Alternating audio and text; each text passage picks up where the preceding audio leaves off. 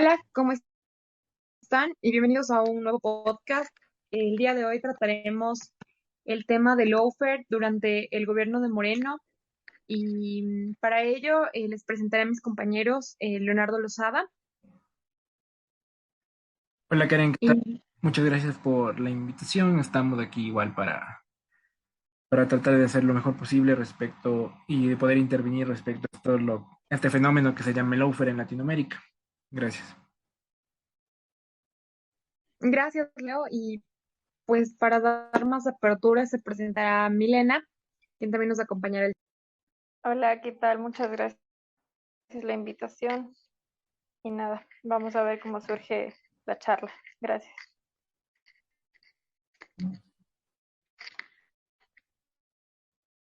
Bien, como veníamos mencionando, el tema del lawfare en el que decía Leonardo, nos enfocaremos precisamente en cómo, digamos, esta transición en el Ecuador se hizo realidad, ¿no? Ha evolucionado particularmente mostrando fases y formas de aplicación, digamos, dentro del Poder Ejecutivo, en la cabeza, digamos, que es Lenín Moreno, ¿no? Que impulsó de alguna u otra forma la proscripción de movimientos políticos, que lo llevó, por ejemplo, al gobierno, aparte de disputa geopolítica regional, de las derechas por la restauración neoliberal y esta como sincronización con Estados Unidos. Hablando del lawfare como tal, específicamente se dio una persecución personal, ¿no? Al presidente Rafael Correa, al expresidente, perdón, Rafael Correa, dentro de esta primera fase de lawfare, como esta activación dentro de la participación de los medios de comunicación, de un sector de un poder judicial, eh, como todo este aparataje político, económico, que consolidó, digamos, el gobierno de Moreno y las alianzas con Creo, que tiene que ver, bueno, ahora vigente con el gobierno de Guillermo Lasso, y la participación también en esta coalición, ¿no? Dentro de este embate político con el Partido Social Cristiano. Para ello le voy a dar paso a Leo que nos dé un poquito de mayor apertura bajo este contexto, que es el lawfare y de alguna u otra forma qué procesos, digamos, dentro del Estado de Derecho, pues, se, digamos, se surge esta ruptura, ¿no? Adelante, Leo. Muchísimas gracias, Karen. Sí, como tú ya decías, de este proceso de lawfare que se dio en el gobierno de Moreno fue bastante evidente. Especialmente esta alianza que hubo entre los grupos de poder que existen en el Ecuador, especialmente grupos políticos y económicos, y también un gran papel que jugó los medios de comunicación en el mismo. Un poco, corregirte, Karen, dijiste que Lenin Moreno era la cabeza de este proceso, pero la verdad, personalmente considero que Lenin Moreno era más un títere que una cabeza en sí, un líder. O sea, todos sabemos que este proceso de linchamiento político y mediación de todos estos procesos, de todos estos grupos, especialmente de los grupos que denominaban correístas, especialmente al caso de Correa y de Guillermo Glass, vimos que fue no solo bloquearlos jurídicamente para que no puedan volver a ejercer la política en el Ecuador, sino también desprestigiarlos públicamente. Esto fue gracias al papel de los medios de comunicación que esto jugó, ¿verdad? Eh, También es importante aclarar que este proceso de lawfare no es solo exclusivo de Ecuador, es un proceso que se ha dado en toda Latinoamérica y en Latinoamérica tiene un proceso bastante peculiar porque es suscitado por medios poderosos, por grupos poderosos que intentan bloquear políticamente a grupos que se oponen principalmente. Ese es mi aporte, creo que es un, un, un poco, un poco bastante personal, pero creo que es interesante ver ese punto de vista. Mile, qué opinas de este tema?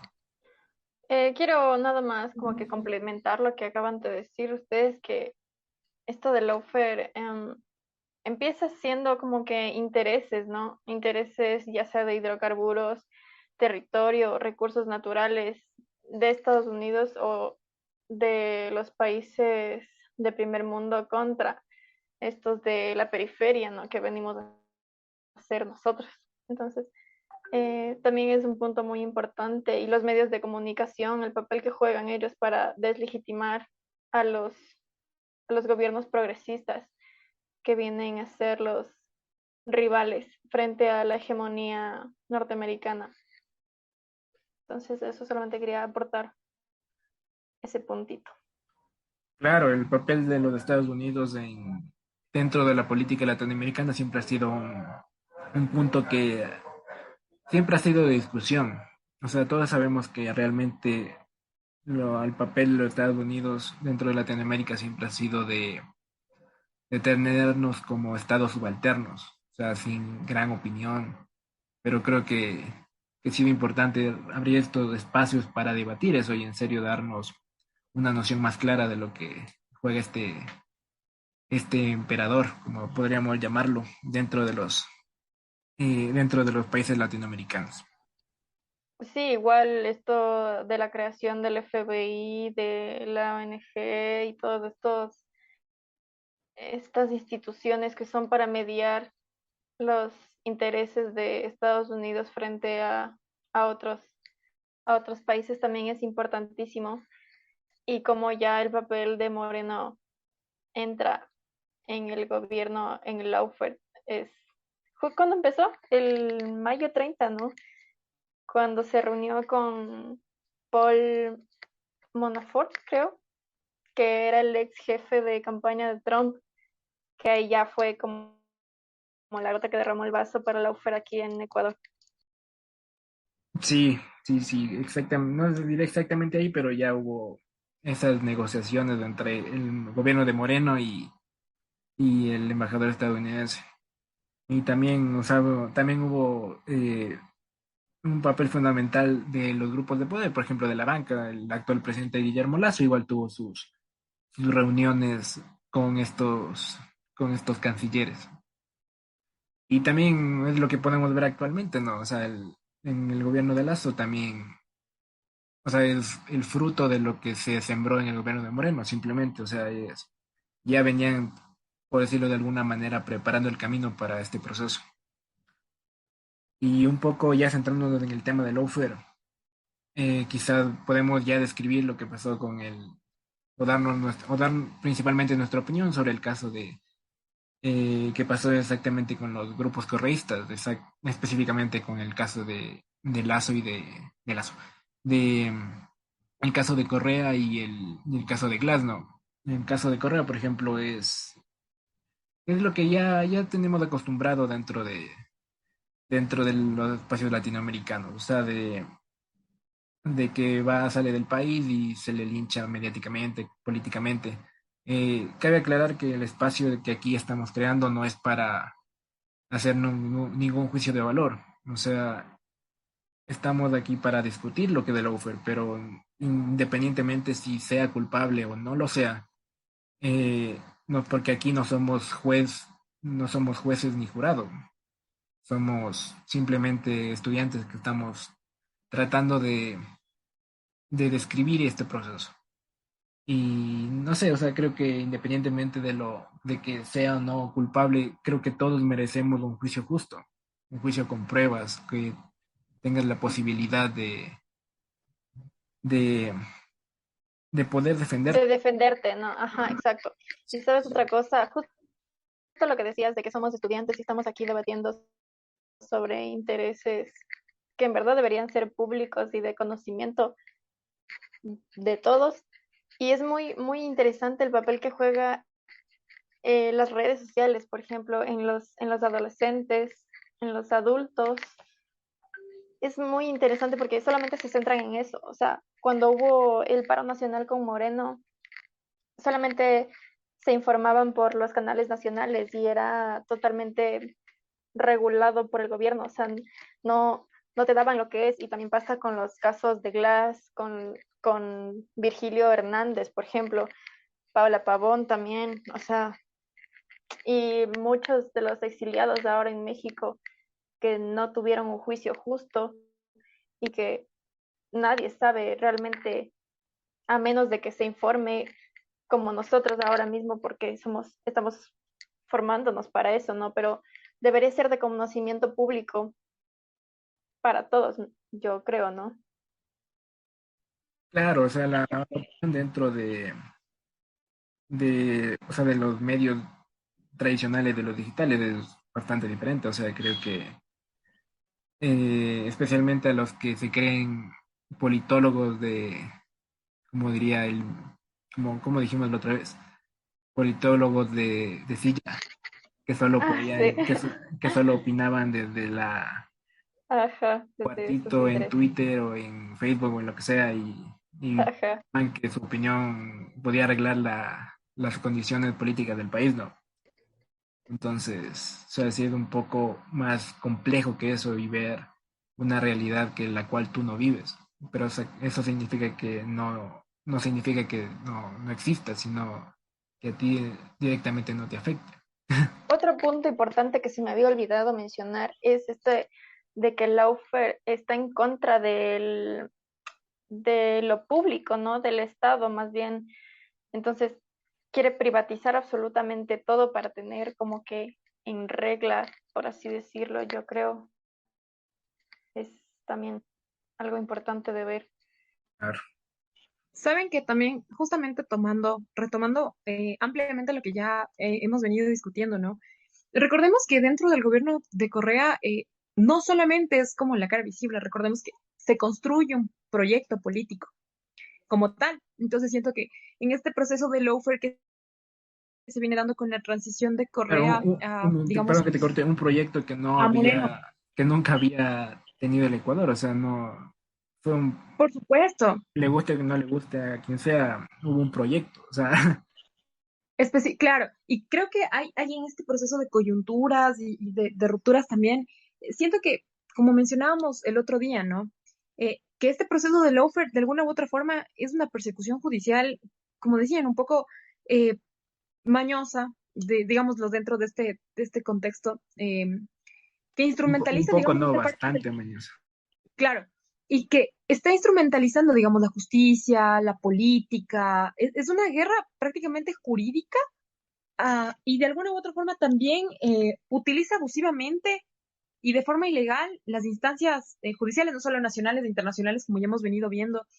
Siendo que aquí es importante también precisar, ¿no? Dentro de este amplio bagaje y la discusión que vamos teniendo, creo que es la permanencia de alguna u otra manera en la escena política de Correa.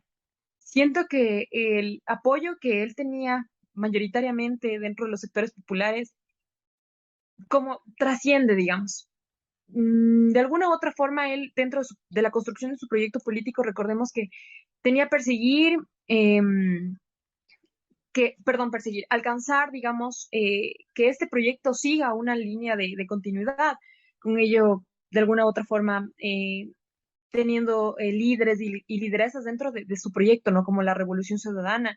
Y siento que este proceso de lawfare que se va creando con esta transición a Moreno, mmm, de alguna u otra forma, viene como Moreno dentro de este lazo como el continuismo, ¿no? Digamos que le permitió de alguna u otra forma como llegar al proceso de la presidencia de la República, pero si nos damos cuenta, Moreno, desde que llegó, digamos, al poder, él ya se alió, por ejemplo, con Guillermo Lazo, como mencionaba antes, con el Partido Social Cristiano, eh, nombró de alguna u otra forma él a los jueces, a los fiscales, de alguna u otra forma como lo fue con Diana Salazar, que recordando también que viene y profundiza de alguna u otra forma la guerra judicial, ¿no? Teniendo más aliados dentro de este proceso, digamos, de esta construcción de reinstauración del neoliberalismo, recordando que Moreno volvió, por ejemplo, a tener nexos como mencionaban ustedes al inicio, de forma muy acertada con Estados Unidos, o sea, con el FMI, digamos, en el gobierno de Correa se trató de buscar, por ejemplo, aliados externos de Estados Unidos, quitar, por ejemplo, las bases que tenía aquí Estados Unidos, por ejemplo, la base de Manta, y recordemos desde que centra, ¿no? Digamos, este poder moreno, no ha dejado más digamos, estos procesos largos de recortar salarios, aumento de la gasolina, tuvimos el estallido de octubre, totalmente violento, o sea, recordando que dentro de estos contextos, la narrativa judicial, digamos, está siempre persiguiendo, digamos, el proyecto político, Correa, Glass, la corrupción, por ejemplo, eh, que, que de alguna u otra forma se les culpa de terroristas, de un montón de cosas, ¿no? Y que de alguna u otra forma se busca que se les exilie, de que ya no puedan, por ejemplo, se les quita los derechos políticos. Siento que es bastante como desmantelar, no solamente el proyecto político, desmantelar el Estado por completo. Creo que desde mi punto de vista ese es el afán, ¿no? El plan, digamos, inicial. Claro, ese siempre ha sido el plan de los grupos, destruir el Estado y privatizar absolutamente. Creo que es la meta final de estos grupos. Eh, y obviamente, Otra, en el caso de... perdona, Perdón, sí, sigue Milena. perdóname. Em, Justamente con lo que estaba hablando Karen de que se pierde, como que, justamente me estaba acordando lo que decía Miguel en clase sobre que antes en el gobierno de Correa se jugaba el partido en nuestra cancha, ¿me entienden? O sea, nosotros teníamos derecho como que a defendernos aquí y teníamos las de ganar. Con el gobierno de Moreno ya ellos, ellos deciden las leyes, todo, o sea, ya se perdió, como decía bien Correa en una de las entrevistas que veía el otro día, que se perdió la dignidad del país, o sea, ya no tenemos el más mínimo respeto ante nuestra constitución. De hecho, se cambió una parte de la constitución para perseguir a los correístas, ¿no? Eso de la, ¿cómo se llama? ISPOL, sí, fue que empezaron a perseguir a Correa, a Glass, a todos estos exiliados y la ISPOL le dijo como que no, tampoco, no es nuestra jurisdicción ahí. Claro, o sea, imagínate, ¿Leyeron algo así? la ISPOL o la Corte Indoamericana no les da chance de poder, la Interpol no les da chance de perseguir a Moreno, perdón, a Correa y extraditarlo, porque no hay, Sí, perdóname, Interpol. porque no hay suficientes pruebas. Entonces, como que con la misma carpeta le dicen, ¿sabe qué, joven, por favor? Vaya, vaya, revise bien. Y ojo, el propósito de este podcast, vuelvo a recalcar, no es dar ningún juicio de valor, o sea, culpable o no sea culpa o inocente. Tratamos de más desarrollar lo que de lawfare y no tratar de dar un juicio de valor, ni porque, como repito, nosotros no somos jueces ni jurados. Entonces, Es que también creo que justamente con lo que tú dices, Leo, viene muchísimo, digamos, esto de cómo se hacen, ¿no? Digamos, estos procesos judiciales, ¿no? Como teníamos el caso de Arroz Verde, el caso de sobornos, o sea, digamos, tratando de como, de quitarle como ese, como digamos, credibilidad, o sea, siempre la le palabra. quitas credibilidad a los de grupos políticos Exacto, que están en contra de tu justamente. proyecto. O sea, Es que justamente terminas como acabando el tema de que las personas tengan el rechazo específicamente a lo público, pero también le estás dando como al otro la capacidad de decir, no, pues es que cómo se construye esto dentro de un proceso que tuvo muchos sobornos, ¿no? Y toda la cosa, como decía Miguel en clase, le quitas, por ejemplo, no solamente el paso gigante, ¿no? La credibilidad al proyecto. De hecho, le quitas también, siento yo, de alguna u otra forma, la base sólida, digamos por ejemplo, de conllevar el mismo hecho de que este caso, digamos, de sobornos que salió, ese caso de sobornos, digamos, o el arroz verde, como no poder tener en cuenta que solamente el poder, perdón, tener en cuenta que el poder económico está muy como ligado a esto, ¿no? Como decíamos con las privatizaciones, pero también tratando de como, se me va la palabra, de monopolizar, digamos, estas empresas con el afán de que al final del día darles, ¿no? Como que, ay, que no valen, como lo hemos escuchado en el gobierno de Moreno mismo, ¿no? Que la refinería del Pacífico no vale, que tal cosa que se hizo, por ejemplo, que las universidades son un desperdicio de dinero y todo esto, pero recordando que también dentro de ese proceso, quizá no estamos diciendo que todo el proyecto político de Correa fue malo, quizá, como decíamos, tenemos que verlo desde las dos partes. Tuvo sus errores y también dentro de ese proceso no se han reconocido por completo esto de la dignificación que decíamos, pero en materia de educar, digamos, o reeducar a la sociedad para que, por ejemplo, no permita que digamos, este ascenso del neoliberalismo que viene muy en auge, se dé. Es lo que decíamos, ¿no? Es cómo es que Correa resignifica, digamos, este proceso de dignidad hacia las personas, quitando, por ejemplo, estas brechas muy amplias entre ricos, clase media y pobre, sino que le permitió también a la clase media poder crecer, ¿no? Y de alguna u otra forma, esta misma clase media es aquella que vota, por ejemplo, por estos gobiernos que van en ascenso y que de alguna u otra manera eh, desgastan o deslegitiman estos proyectos, digamos, estos proyectos que le dan resignificación. Y digamos que los medios de comunicación, como decíamos al inicio, son un aporte esencial en crear, por ejemplo, la ideología y reproducir, por ejemplo, de este mismo modo, la ideología de la clase dominante. De que, por ejemplo, no yendo muy lejos, esto de que, sí, es que como están en este proceso y bla, y no les dan oportunidad de que, por ejemplo, los líderes sociales o los mismos mandatarios puedan o tengan derecho legítimo a defenderse con pruebas específicas, sino al contrario. La justicia, como decíamos al inicio, es muy mañosa, ¿no? Primero encarcela, no cumple las pruebas respectivas, pero la persona ya está en la cárcel, ¿no? Cumpliendo una condena que todavía ni siquiera se le ha otorgado, o un proceso judicial justo, ¿no? Que le permita defenderse al igual que cualquier otro ciudadano. Es como recordando lo que decía Milena con Paola Pavón, por ejemplo. El uso de la tobillera, el uso de que le hayan sacado también, pues, de su casa, ¿no? A altas horas de la noche. Y la han llevado presa. O sea, es un montón, o sea, es un montón de cuestiones que implican estos sistemas de poder, por ejemplo. Recordando que Paola Pavón se considera correísta, ¿no? Y de alguna u otra manera eh, fue perseguida, no solamente por los medios, fue perseguida por muchos grupos de poder que querían, por ejemplo, tomar los espacios que se ocupan, digamos, para trabajar por la ciudadanía, como es la prefectura de Pichincha, por ejemplo, que tiene igual un proyecto y un lineamiento político que es en base a la ciudadanía, al Ajá, uso de esos espacios. perdóname. Y justamente Claro, eso, lo que estás diciendo, es un gobierno progresista, ¿cachai?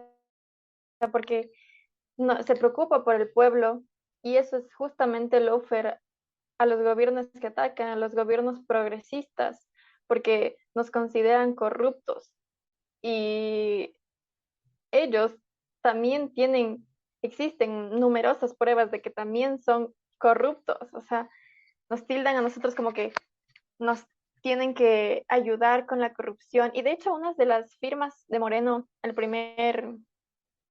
en su mandato, incluye que nos va a ayudar con la corrupción Estados Unidos aquí.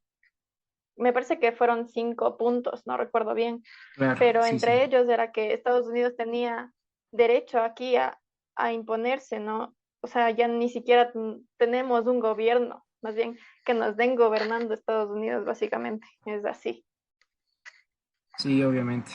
Eh, Creo que con estas reflexiones podemos terminar el podcast de hoy. Creo que hemos sido bastante concretos en algunos puntos. Tal vez seguramente algunos puntos nos hace falta un poco más desarrollarlos, pero es por cuestión tiempo más que todo. Bueno, chicos, ya nada, se nos acaba el tiempo, pero este es un tema muy interesante y que da para más de 15 minutos. Sin embargo, tenemos que despedirnos y nada, les agradezco muchísimo por la invitación y ya nada, nos veremos más bien, nos escucharemos en un nuevo podcast. Gracias. Bueno, yo también les agradezco muchísimo por haber aportado ideas, haber explicado este fenómeno del lawfare dentro del Ecuador, con casos como muy concretos que hacen referencia a los procesos que transicionan al Ecuador desde distintas esferas y cómo es que este gobierno manipula los medios de comunicación, eh, abre, por ejemplo, otros espacios dentro del sistema judicial para poder seguir operando dentro de los intereses de la clase dominante, ¿no? Para cerrar, eh, como les mencionaba, gracias Leo, gracias Milena, y este aporte pues fue fundamental para poder seguir construyendo nuevos procesos de conocimiento. Me despido, Karen Narváez les habla moderando este podcast y que tengan buena tarde. Hasta luego.